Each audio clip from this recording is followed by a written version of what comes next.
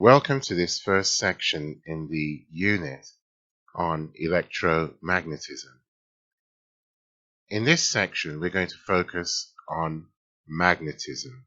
In particular, we're going to examine why it is that certain materials are able to be permanently magnetic, while others are only magnetic in the presence of an external magnetic field. So we're going to be looking at what we call magnetic domains, and in particular, we're going to investigate the domain theory of magnetism. Now, to understand how a permanent magnet works, we need to start with atoms that make up the magnet.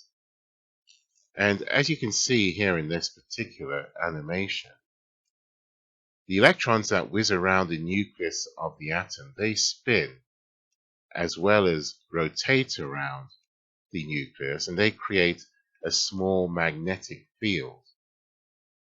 Now, this magnetic field, which is around the electrons, is very important because usually each electron is paired with another, which spins in the opposite direction, and this is called spin up and spin down. So the magnetic field from this pair of spinning electrons, they will cancel each other out. So there is in fact no net magnetic field. However, there are some elements that have a few electrons that are not paired, so their magnetic fields can add together. So iron and nickel and cobalt, these are three elements that have this property. We can think of an iron atom as being like a tiny permanent magnet. So we're going to have a look at how materials become magnetized, and we're going to have a look at this from an atomic perspective. Now, certain minerals, such as lodestone, are naturally magnetic. And it has been found that lodestone will attract pieces of iron. We also know that magnets produce a magnetic field in the space around it. We can actually compare this in terms of an analogy to the sun producing a gravitational field that holds planets in their orbits. So in other words, when we talk about a magnetic field, we can't actually see a magnetic field, but we can visualize it.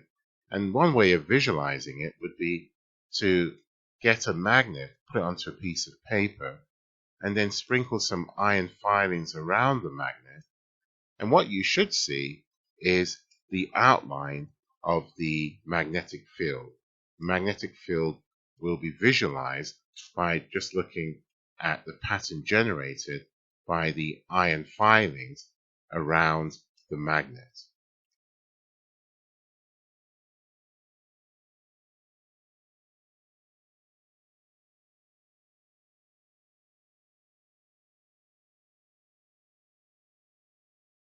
So when we have several billion sort of iron atoms, and they're in a group where their tiny sort of magnets are all lined up in the same direction as in this diagram here. So here you can see the red line represents the alignment of their magnets in terms of the magnetic poles, north and south. So they're all lined up in this direction, pointing, let's say for the sake of argument, they're pointing north. So when you have this type of arrangement, and these atoms are all in one group, then we call this group, we call them a magnetic domain. So this is an example of a magnetic domain, which consists of these atoms in which their magnetic field of these atoms are all lined up in the same direction. So, in fact, if we consider a bar magnet, for example, a bar of iron, that will be made up of billions and billions of magnetic domains, which contain atoms which are all lined up in a certain direction. Now, what we can do is that we can just show a domain as a small square with three atoms lined up for simplicity. So instead of having what we had here in the previous, instead of having this in terms of having to draw all of these atoms and have them all lined up, what we can do is just say, right, we're going to represent all of this as just three atoms which are lined up in this way. So this would be one domain, that would be another domain, that would be another domain. So you can see here all of these sort of rectangular squares would represent domains. So you can get a situation where each of the domains may be pointing in a different direction. So for example, this domain here, you can see that the magnetic field is actually pointing to the east, and this one is pointing to the north, this one's pointing to the south, and this one, the field's pointing in terms of the alignment, is pointing to the west. So what happens is that because they're all pointing in different directions, then this causes their magnetic fields to cancel each other out.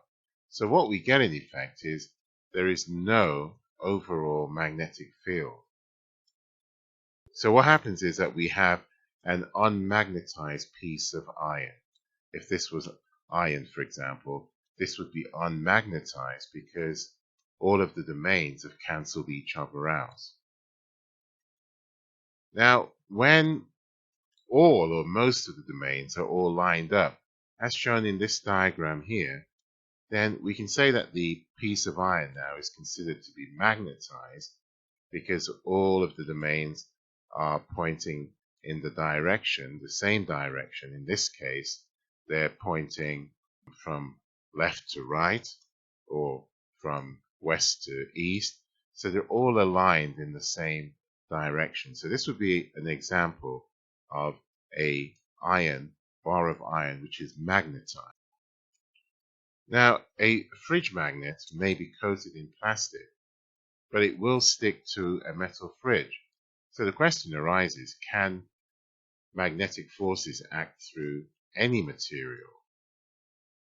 And one way of finding out is to do a simple experiment whereby you attach a paperclip to a piece of thread and you tape the other end of the thread to a workbench, such as this example here in the diagram, and you hold the magnet above the paper clip to check that the paper clip is attracted to the magnet. And basically what you've got to do is to try inserting thin sheets of different material between the magnet and the paper clip, and just note the effect of each material in terms of the effect it has on the attracting property of the magnet towards the paper clip. And so that will give you some idea of the ability or inability of the material in between the magnet and the paperclip to prevent the paperclip from being attracted towards the magnet. Now, this leads us to the question, what is a magnetic field? Well, the region around a magnet where it has a magnetic effect is called the magnetic field. So when a magnetic material is placed in a magnetic field, it will actually experience a force. So in the diagram here, you can see that what we've done is we have a magnet and we've sprinkled some iron filings around that magnet, and you can see very clearly the outline of the magnetic field between poles, the north and the south pole. So the iron filings feel the effects of the magnetic field, and they line up along the direction of the force in that particular region here, as in this particular image. Now we can also look at the shape of magnetic fields, and again, the shape of the magnetic field, they can be shown by drawing what's called magnetic field lines. And these always point from the north pole of a magnet to the south pole of a magnet. and they point along the direction of the magnetic force in each region. So if we look at this particular diagram here, you can see that, as we've just mentioned, the magnetic fields are drawn so that they point away from the north pole of the magnet to the south pole of the magnet. So just looking at this particular image, where is the magnetic field the strongest? Now, if you look at this image, you'd probably be able to identify just by looking at the intensity of the regions around the magnet. You should be able to see that the strongest fields are at the poles, at the North Pole and the South Pole, and you should also be able to see that the weakest fields are further away from the poles. So here we have the South Pole, North Pole, and you can see that in this region here the intensity is quite high in terms of the intensity of the iron filings around that area. So that's giving you an indication that this is the region where you have the strongest magnetic field. And then further away, where the intensity of the iron filings is significantly less, you can see that that means the weakest fields are further away from the poles. So the closer together the magnetic field lines, then the stronger is the magnetic field. And we're going to have a look at this in more detail when we move on to the next section of this unit, which really just focuses on magnetic fields. So if we bring the north pole of two bar magnets together, then as you would expect, you will see that there is a degree of repulsion between the two poles. So if you bring the two north poles as close to each other as possible, and this time place a piece of paper on top of the magnet. And this is a nice exercise for you to do in your classroom. Carefully scatter some iron filings onto the paper and just draw the pattern created by the iron filings when you place the paper on top of these two magnets, which are, in this particular case, have the north poles approaching each other. Now, what do you notice about the pattern of the lines of the forces in the region between the two north poles, in this region here? Well, this is an actual image of what it did actually look like when students scattered iron filings onto the paper. And what they saw was this. They saw that there is a region in between the two north poles where there doesn't seem to be any concentration of iron filings. And then you can see the concentration in terms of the iron filings moving away from this position here and being more attracted towards the South Pole. Now, if you bring the North and the South Pole of two bar magnets together, as in this particular case, then what happens to the magnets? And again, this is one that you've probably done quite a few times in lower school. But if we put the North and the South Pole close to each other, without actually letting them touch, and we did the same exercise as we did before, we place a piece of paper on the top, and we carefully scatter some iron filings on the paper. And you can draw the patterns scattered by the iron filings quite easily. So if you do that, you should see a characteristic display in terms of the iron filings distributing themselves in such a way that there is a region between the North and the South Pole where you have the strongest attraction. We'll have a look at an actual diagram of this in a moment. So, in terms of looking again at the domain theory of magnetism, ferromagnetic materials are those which can become strongly magnetized, and we've seen that examples of these are iron and nickel. And as we said before in terms of the introduction, these materials are made up of tiny regions which are called domains, and the magnetic field in each of these domains is in a single direction. So going back to the exercise we were just doing about the magnetic field patterns, what do you notice about the patterns of the lines of the forces in the region between the North and South Pole? Here's an actual image of what one did look like when students scattered the iron filings on the piece of paper above the magnets. And you can see, as we mentioned before, there is a sort of a greater degree of intensity between the North and the South Pole in terms of the distribution of the iron filings. But you can clearly see the magnetic field patterns outlines in terms of the shape taken by the iron filing. Now, there are a number of misconceptions about magnetism, in particular magnetic fields. So let's have a look at these. And one of the major misconceptions is that all metals are in fact magnetic materials. Now, all metals do have a sea of electrons which flow through them, but not all metals can behave as magnets. And that will depend on what we looked at in the first section in relation to the magnetic domains and the ability of the domains within a particular metal to line up in terms of their field strength, in terms of their magnetic fields, and also lining up in relation to North and South Pole, and for all of them to line up in the same direction. So we saw in the first part of this particular unit that magnetic domains are characteristics of the ability of a particular material to become magnetic. And so we're going to look at that in a little bit more detail.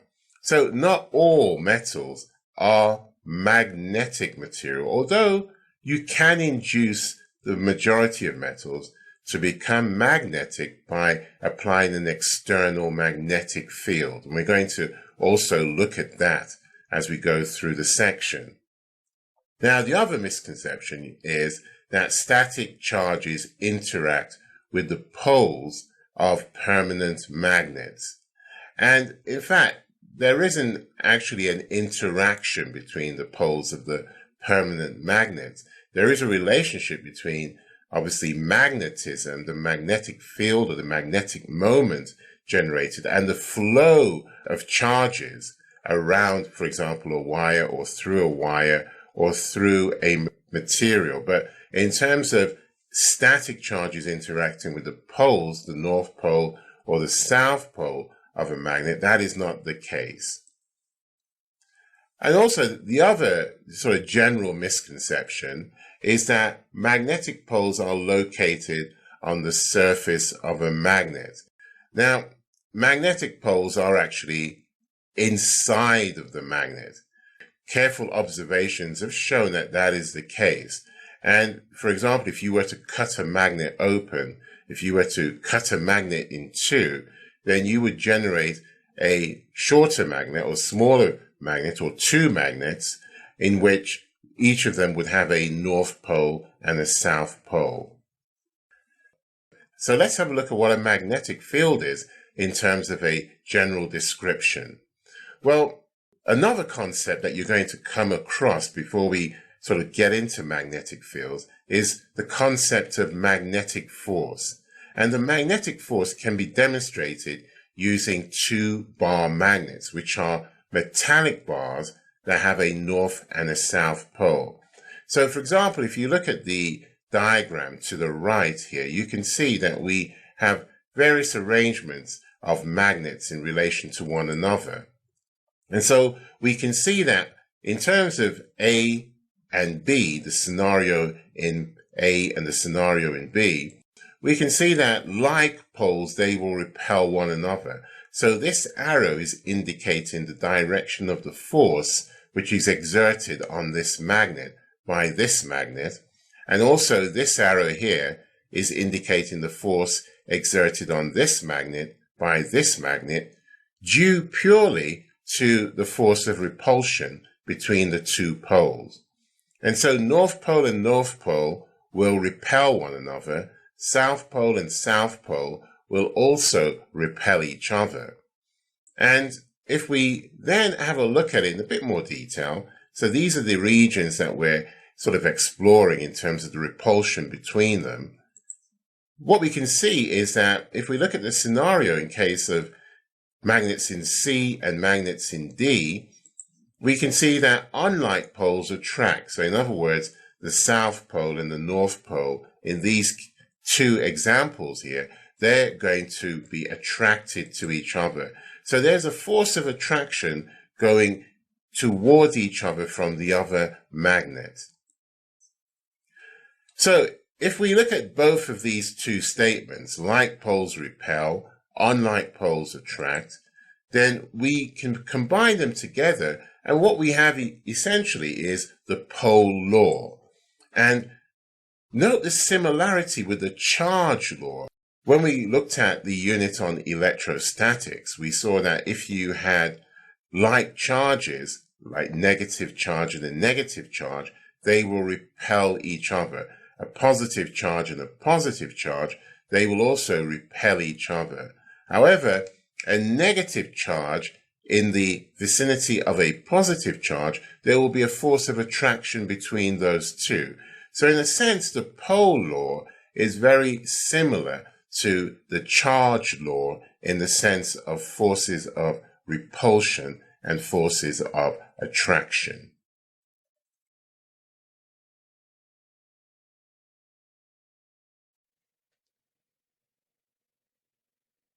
So let's continue with the concept of magnetic fields.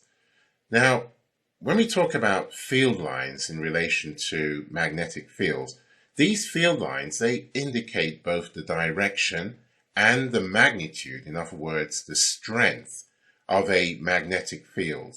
And they end at the poles. So what you have is a field line going, for example, from the North Pole and then ending at the South Pole. So in the diagram below, what we have here is a bar magnet. And as you can see in the diagram, there are field lines. And if we were to place a compass along the field line, then the compass would indicate the north and the south seeking components of that field line. So a compass needle can in fact be thought of as a test dipole in terms of indicating the presence of the magnetic field and also in terms of the direction of the magnetic field. Now this brings us nicely to the term magnetic flux density. And magnetic flux density is in fact the field strength. And this has the symbol B, which is the unit Tesla. So in other words, when we talk about magnetic flux density, we are in fact talking about field strength, the magnetic field strength of the magnet. Well, that takes us really nicely now to looking at the Earth's magnetic field, because I suppose it's not really possible to talk about magnetism unless we make reference to the Earth's magnetic field. Now, because of their historical use for navigation, poles are defined in this manner. The pole labeled a North Pole is actually really the North seeking pole. And the pole which is labeled the South Pole is really the South seeking pole. So you can see this as from the diagram here. You can see the diagram of the compass. And then here you can see the part of the compass, which is the red part. That is in fact the North seeking pole. It's seeking out the North Pole. And the grey part, or the white part of that needle, is seeking out the South Pole. So historically, we've always referred to the poles in this way, in terms of the needles on the compass in reference to the direction that they're pointing. So here in the diagram, you can see that the arrows or the compass on the field lines are really just pointing in the direction of the poles. They're seeking that particular part on the globe, which is the North Pole. So this red bit is seeking the North Pole, and the orange bit or the yellow bit here is seeking the South Pole. So when we talk about north seeking, we mean that the north pole of a hanging balanced magnet will tend to point towards the magnetic north pole of the Earth. And we call the lines along which the magnets align themselves, we call these the magnetic field lines. And you can see that in the diagram, we have these magnetic field lines which are radiating out from the poles of the Earth. You can see these poles in terms of the field lines which radiate out from these poles. So here you can see the magnetic field lines illustrated in the diagram. And the symbol B is used to represent the magnetic flux density. And as we mentioned earlier, it's measured in Tesla, and Tesla is given the symbol T. Now, the symbol B is a vector since it has a direction. And when we talk about the magnetic flux density, which has the symbol B, then remember the symbol is actually 4 representing the flux density. It's not the actual unit of the flux density. The unit of magnetic flux is Tesla, which is T. And also, B is a vector. In fact, the magnetic field flux density is a vector. So we're going to represent it sometimes with an arrow over the letter B. So let's have a look at an example. And this example falls within the framework of the learning objective, that is for you to demonstrate the existence of a magnetic field around a magnet. So the example is as follows. A bar magnet is a piece of ferrous metal which has a north and a south pole. So looking at the B field about such a magnet, determine the north and the south pole. Well, by convention, in terms of the solution to this particular problem activity, by convention, the direction of the magnetic field lines is the direction a north-seeking pole would point if placed within the field. And the poles are as shown. So by Pole's law, S is attracted to N, and N is attracted to S. And so here we can see the convention, which is that the direction of the magnetic field is the direction a north-seeking pole would point if placed within the magnetic field. Then that is the direction of the magnetic field by convention. So here in the diagram, you can see again, we can see the north-seeking pole on the compass is pointing in this direction. So you can see that means that that must be the direction of the magnetic field lines.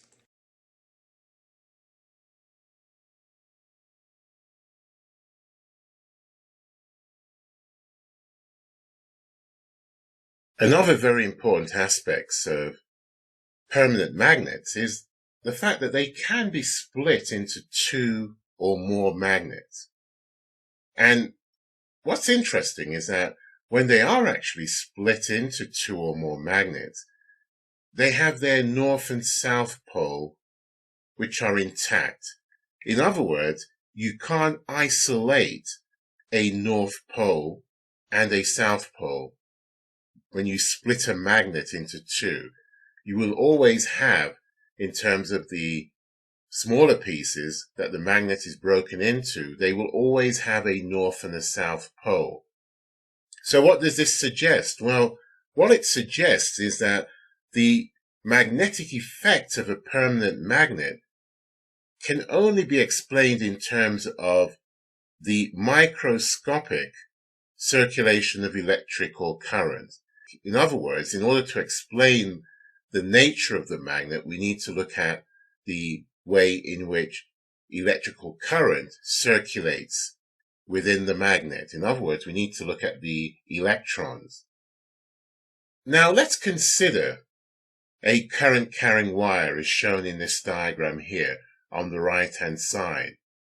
And this particular part of the section that we're looking at, this actually falls within the learning objective which is to state that moving charges give rise to magnetic fields.